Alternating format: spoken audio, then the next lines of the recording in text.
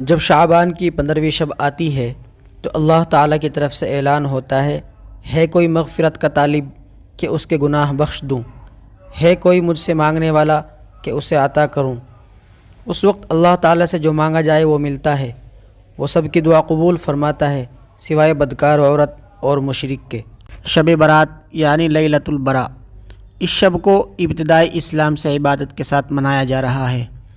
لفظ شب فارسی زبان کا لفظ ہے جس کے معنی ہے رات، اور برات عربی زبان کا لفظ ہے جس کے معنی ہے آزادی۔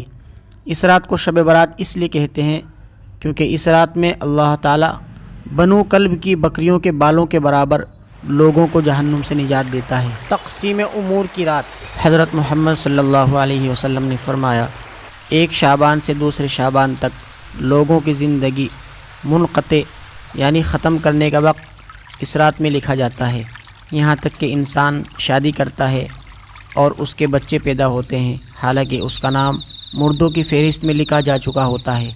رحمت کی رات، حضرت محمد صلی اللہ علیہ وسلم کا ارشاد ہے، جب شعبان کی 15ویں شب آتی ہے تو اللہ تعالیٰ کی طرف سے اعلان ہوتا ہے کوئی مغفرت کا طالب کہ اس کے گناہ بخش دوں، ہے کوئی مجھ سے مانگنے والا کہ اسے عطا کروں۔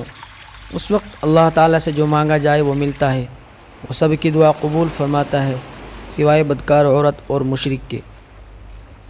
حضرت علی رضی اللہ تعالیٰ عنہ سے روایت ہے کہ محمد صلی اللہ علیہ وسلم نے فرمایا، جب شعبان کی 15ویں شب ہو تو رات کو قیام کرو اور دن کو روزہ رکھو، کیونکہ غروب آفتاب کے وقت سے ہی اللہ تعالیٰ کی رحمت آسمان دنیا پر نازل ہو جاتی ہے، اور اللہ تعالیٰ ارشاد فرماتا ہے کوئی مغفرت کا طلب کرنے والا کہ میں اسے بخش دوں، ہے کوئی رزق مانگنے والا کہ میں اس کو رزق دوں، ہے کوئی مصیبت زدہ کہ میں اسے مصیبت سے نجات دوں۔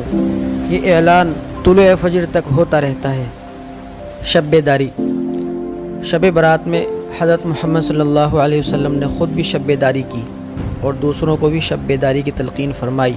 آپ صلی اللہ علیہ وسلم کی حدیث ہے، جب شعبان کی 15ویں رات ہو تو شب بیداری کرو اور دن کو روزہ رکھو۔ قبرستان کی زیارت، کیونکہ حدیث میں حضرت محمد صلی اللہ علیہ وسلم کا اس رات کو قبرستان جانا ثابت ہے، اس لیے مسلمان بھی اس رات کو قبرستان جاتے ہیں۔